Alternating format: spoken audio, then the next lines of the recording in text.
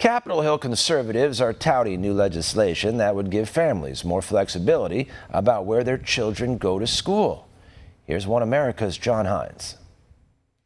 In an exclusive interview, Kentucky Senator Rand Paul tells One America News that legislation he has authored would allow federal K-12 school funds to go directly to families to pay for educational needs, whether students are in public, private, or homeschool environments. So many of our schools are terrible. Even before COVID, were terrible, where there's nobody learning to read and write, and there's drugs and violence and all that in the schools. And so getting a choice to go to a better school, whether it's a better public school or private school or church school, I'm all for it. Right now with COVID, it's even more important because many of the schools just aren't opening up. And if they don't have any competition that's open, maybe they'll stay closed. Paul introduced the Support Children Having Open Opportunities for Learning, or SCHOOL Act, with an eye towards giving parents more leverage to choose schools that might be open during situations like the ongoing COVID-19 pandemic.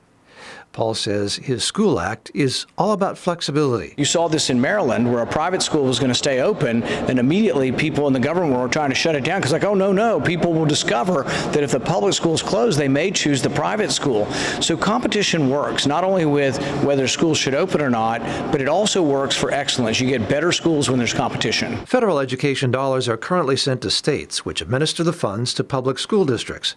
Senator Paul's legislation would allow Department of Education funds to go directly to the parents of K-12 students who could choose to use the funds for public school or private school education or homeschooling.